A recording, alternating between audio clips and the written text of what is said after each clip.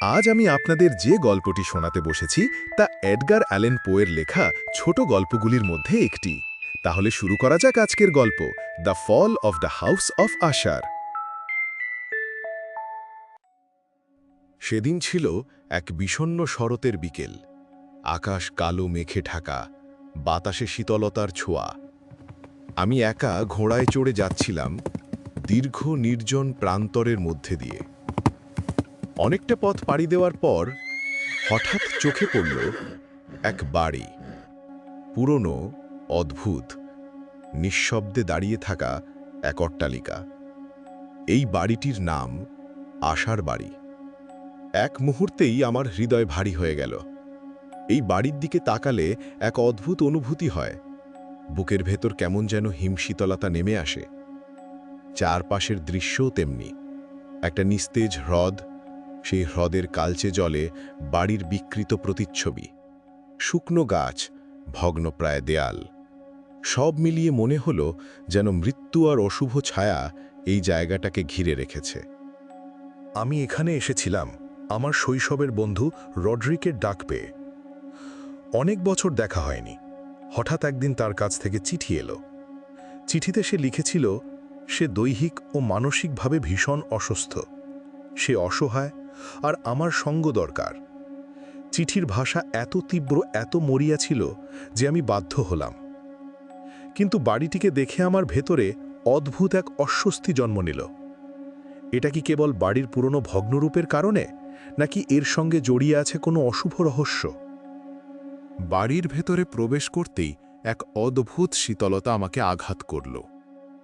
দীর্ঘ, আধারে ঢাকা করিডর, পুরনো ঝুলন্ত পর্দা, মলিন প্রতিকৃতি আর আসবাবের ওপর জমে থাকা ধুলোর স্তর, সব কিছুতেই যেন অতীতের মৃত স্মৃতিগুলো চাপা পড়ে আছে। একজন চাকর আমাকে নিঃশব্দে ভিতরে নিয়ে গেল।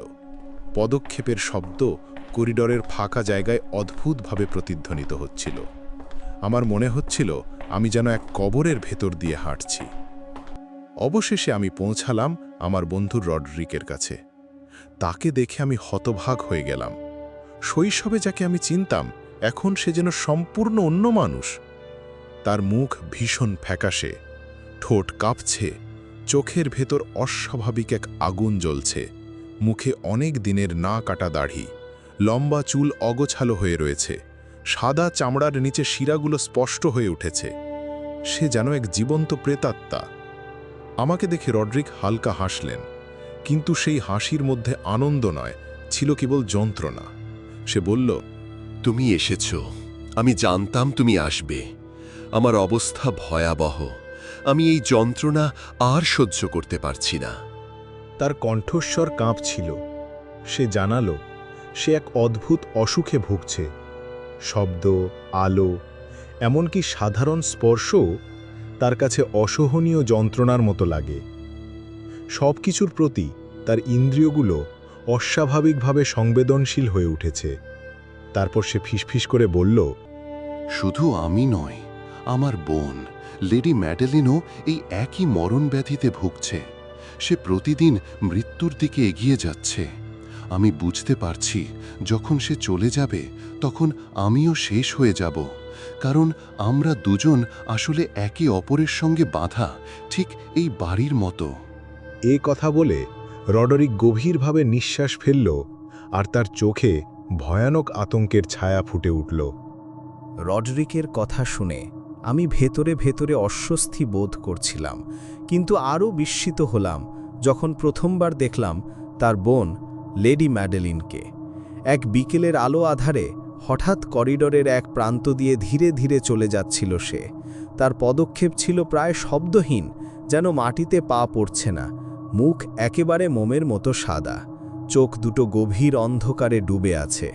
তার দেহ এতটাই দুর্বল যে মনে হচ্ছিল এক মুহূর্তেই মাটিতে লুটিয়ে পড়বে। আমি বিস্ময়ে তাকিয়ে রইলাম। কিছু বলার আগেই সে নিঃশব্দে চলে গেল। করিডোরের অন্ধকারে মিলিয়ে গেল তার ছায়া। রডরিক আমার দিকে তাকিয়ে ধীরে ধীরে বলল, ওকে খুব বেশি দিন দেখতে পাবে না। অসুখ তাকে ধীরে ধীরে গ্রাস করছে। ডাক্তাররাও বুঝতে পারছে না এর কারণ কি। কখনো সে হঠাৎই অবশ হয়ে পড়ে, যেন মৃত্যু এসে তাকে ছুঁয়ে যায়। আবার কিছুক্ষণ পর উঠে দাঁড়ায়, যেন কিছুই হয়নি। কিন্তু আমি জানি ওর হাতে আর বেশি সময় নেই। তার চোখে তখন ভয়ের সঙ্গে এক ধরনের পাগলামির ঝিলিক দেখা দিল।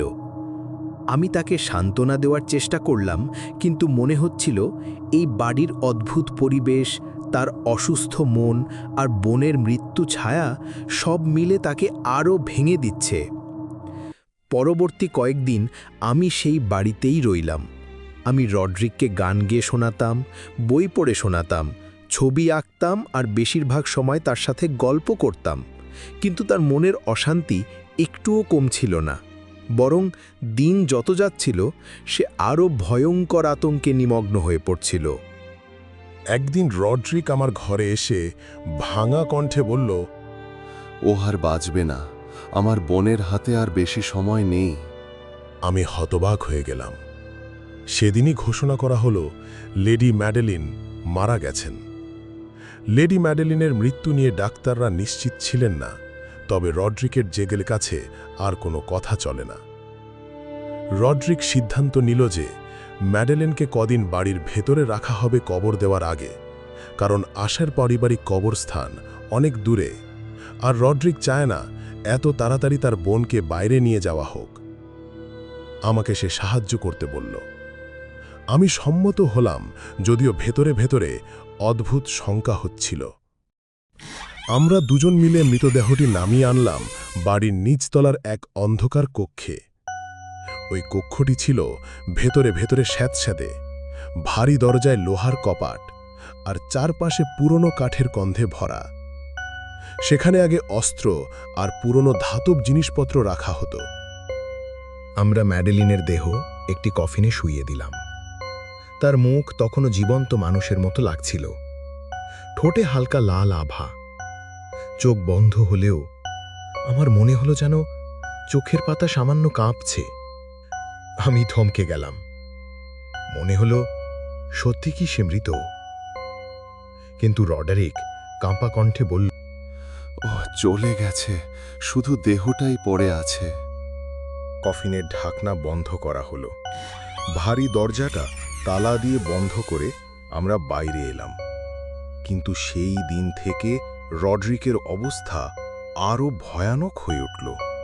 সে প্রায়ই গভীর রাতে আমার ঘরে এসে ফিসফিস করে বলতো, তুমি কি শুনতে পাচ্ছ? ওর শব্দ, ওর কণ্ঠ, ও এখনো আমাদের সঙ্গে আছে। আমি তাকে শান্ত করার চেষ্টা করতাম, বলতাম, তুমি কল্পনা করছো।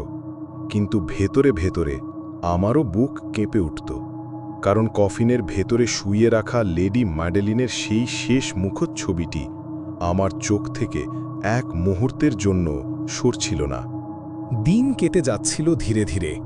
লেডি ম্যাডেলিনের মৃত্যুর পর রড্রিকের অবস্থা আরও অবনতি হতে লাগল। সে প্রায়ই জানালার পাশে বসে থাকত, চারপাশে তাকিয়ে ফিসফিস করত। এই বাড়িটাই যেন আমার বুকের ওপর চাপ দিয়ে শ্বাসরোধ করে দিচ্ছে, যেন এর অন্ধকার দেয়ালগুলো আমাকে জীবন্ত কবর দিতে চাইছে। আমি তার সঙ্গে কথা বলে বোঝানোর চেষ্টা করতাম, কিন্তু সে যেন আমার কথা শুনতেই পেত না। তার চোখে ঘুম নেই, মুখে অদ্ভুত এক ভয়ের ছাপ। এক রাতে ভয়ঙ্কর এক ঝড় শুরু হলো। বজ্রপাত, বিদ্যুৎ, তীব্র হাওয়ায় পুরো বাড়ি কাঁপছিল। আমার ঘরে এসে রড্রিক হঠাৎ ভয়ার্ত কণ্ঠে বলল, আজ রাতটা শেষ রাত, আমি জানি ও ফিরে আসবে, ও ফিরে আসবে। আমি তাকে শান্ত করার জন্য একটা পুরনো গল্পের বই টেনে নিয়ে পড়তে শুরু করলাম। কিন্তু একটু পরে আমি বুঝতে পারলাম বইয়ের প্রতিটি ঘটনার সঙ্গে যেন আশার বাড়ির ভেতরে ঘটতে থাকা ঘটনার অদ্ভুত মিল রয়েছে।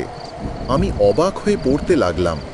যখন বইতে লেখা হলো দরজা ভেঙে এক ভয়ার্ত আর্তনাদ ভেসে এলো, ঠিক তখনই বাড়ির ভেতর থেকে একটা ভারী শব্দ কানে এলো, যেন সত্যি কোনো দরজা ভেঙে পড়ল। আমি থমকে গেলাম। রড্রিকের মুখ তখন ভয়ের আতঙ্কে সাদা হয়ে গেছে। সে ফিসফিস করে বলল, ও সত্যিই এসেছে, তুমি শুনতে পাচ্ছ না? কফিনের ঢাকনা ভেঙে লোহার দরজা ঠেলে ও আমাদের দিকে আসছে। আমি তাকে ধরতে গেলাম, কিন্তু সে হঠাৎ চেয়ারের হাতল আঁকড়ে ধরে বলে উঠল, হ্যাঁ, ও আমার বোন। ও মরেনি। আমরা এক জীবিত মানুষকেই কবরে শুইয়ে দিয়েছি। হাওয়ার গর্জন আর বজ্রপাতের শব্দে আমার বুক কেঁপে উঠল। ঠিক তখনই করিডরের ভেতর দিয়ে ভারী পদক্ষেপ শোনা গেল। ধীরে ধীরে কেউ যেন এগিয়ে আসছে আমাদের ঘরের দিকে। বজ্রপাত আর ঝড়ের গর্জনে পুরো বাড়ি কাঁপছিল। আমি আতঙ্কে দাঁড়িয়ে আছি, আর রডরিকের চোখ যেন পাগলামিতে চলছে। করিডরের অন্ধকার থেকে হঠাৎ ভেসে এলো এক অচেনা কিন্তু একই সঙ্গে পরিচিত শব্দ। ভারী টেনে আনা পদক্ষেপের আওয়াজ ধীরে ধীরে কাছে, আরও কাছে আসছে। তারপর হঠাৎ দরজাটা খুলে গেল। আমি অবাক হয়ে দেখলাম সেখানে দাঁড়িয়ে আছে লেডি ম্যাডেলিন। তার সাদা পোশাক রক্তে ভেজা, মুখে মৃত্যুর ছায়া, চোখে অদ্ভুত শূন্য দৃষ্টি। সে কফিন ভেঙে বেরিয়ে এসেছে। কোনো শব্দ না করে সে রডরিকের দিকে এগিয়ে এলো। রডরিক হঠাৎ এক বিকট চিৎকার দিয়ে উঠল। আমি বলেছিলাম, ও এসেছে, ও এসে গেছে। পরের মুহূর্তে ম্যাডেলিন ঝাঁপিয়ে পড়ল তার ভাইয়ের ওপর। ম্যাডেলিন 2 হাত দিয়ে রডরিকের গলা চেপে ধরল। কিছুক্ষণ ছটপট করে সেখানেই রডরিকের দেহ নিথর হয়ে পড়ল। আমি আতঙ্কে ঘর থেকে বেরিয়ে পাগলের মতো দৌড়াতে লাগলাম। ঝড় ততক্ষণে চরমে পৌঁছেছে। হাওয়ায় বাড়ির দেয়াল কাঁপছে, মাটি পর্যন্ত কেঁপে উঠছে। হঠাৎ পিছনে তাকালাম। আশার বাড়ির দেওয়ালে ফাটল ধরেছে, দেয়াল ভেঙে পড়ছে। কালো হ্রদের দিকে পুরো অট্টালিকা ধসে যাচ্ছে। আমি প্রাণ বাঁচাতে দৌড়ে পালালাম, আর শেষবার চোখে পড়ল পুরো আশার বাড়ি ধ্বংস হয়ে সেই হ্রদের কালো জলের ভেতর তলিয়ে গেল। জলের ওপর ভেসে উঠল এক অন্ধকার ঘূর্ণি। আশার বাড়ির পতন শেষ হলো চিরতরে। শেষ হলো আজকের গল্প, the fall of the house of Usher. যদি গল্পটি আপনাদের ভালো লেগে থাকে তাহলে ভিডিওটিকে একটি লাইক এবং চ্যানেলটিকে সাবস্ক্রাইব করে আমাদের পাশে থাকবেন। গল্পটি কেমন লাগলো তা কমেন্ট করে জানাতে ভুলবেন না কিন্তু।